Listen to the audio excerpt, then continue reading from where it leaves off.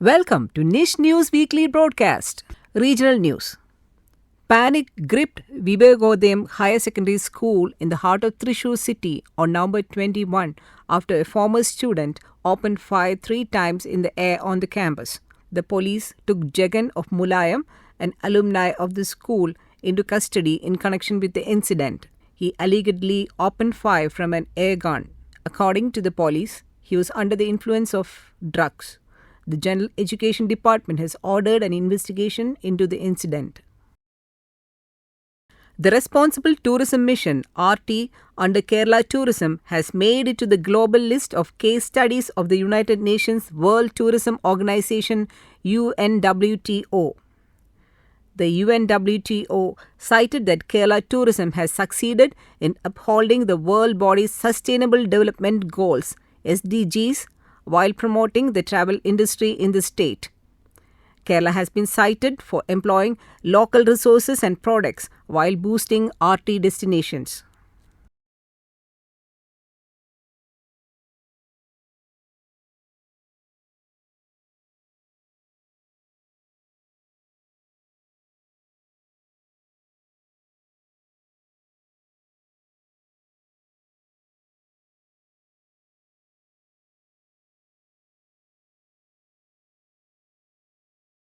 The Global Ayurveda Festival (GAF) 2023 is to be held from December 1 to 5 in the state capital.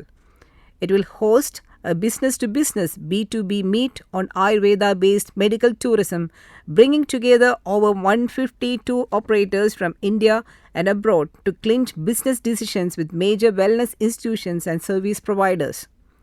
The prime focus of the B2B segment at the meet, scheduled for December 3rd at the Greenfield International Stadium, is to attract international and domestic tourists seeking Ayurveda-based wellness and rejuvenation and create a network of tour operators, Ayurvedic institutions, service providers, and other stakeholders.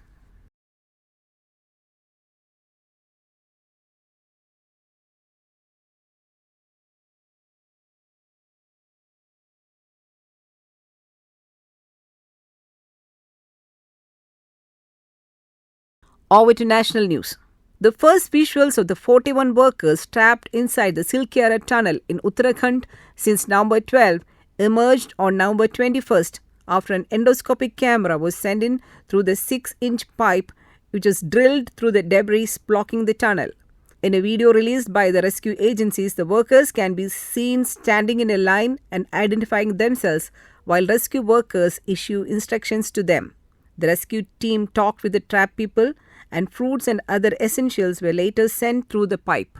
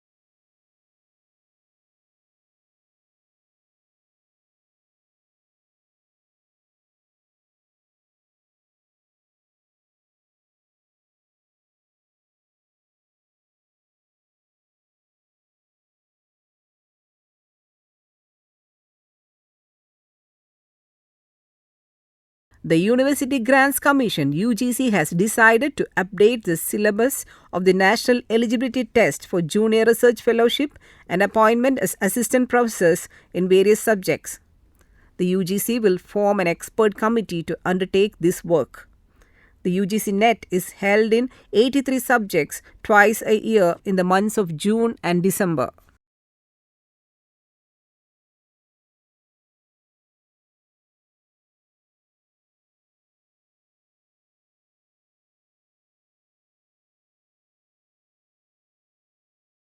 Over to international news.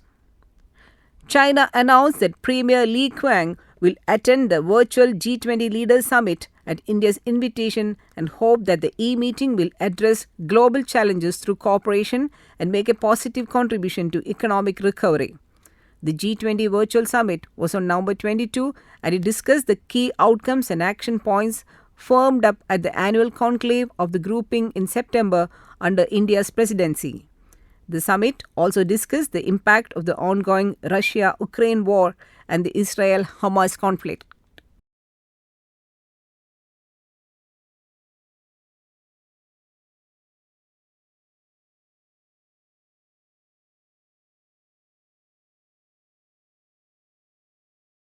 The US and Philippine troops began joint maritime and air patrols of the Southeast Asian country on November 21st as the countries seek to counter China's growing assertiveness in the region.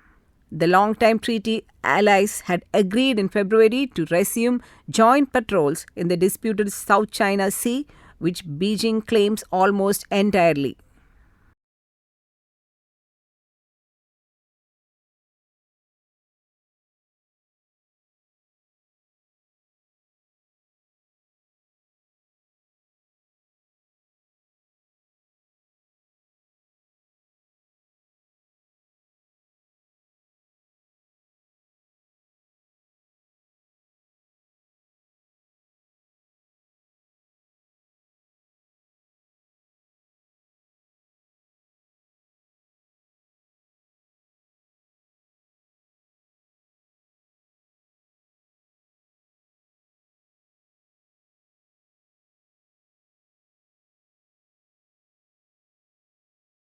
Sports news. Australia won the ICC Men's World Cup Cricket 2023 for 7 wickets, beating India in the final match held at Narendra Modi Stadium in Ahmedabad. Australian batsman Travis Head became the player of the match. Head hit a 120 ball 137 in the second innings to take the match away from India. Indian star batter Virat Kohli has been awarded with the Player of the Tournament title for his exemplary performance. Kohli scored a total of 765 runs in his 11 innings, the highest ever runs scored by a batter in a single edition of the World Cup.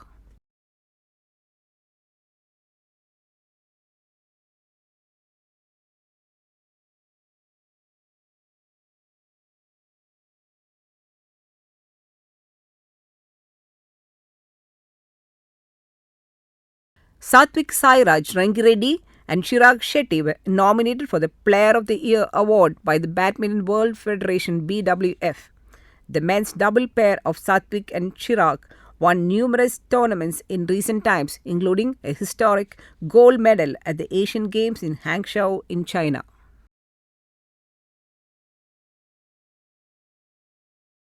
With this news, we come to the end of NISH News Weekly broadcast. I'm Lijo Reggie, Assistant ISL Teacher at NISH, signing the news for you along with Miss Sylvie Maximena, NISH faculty. See you again next week. Thank you.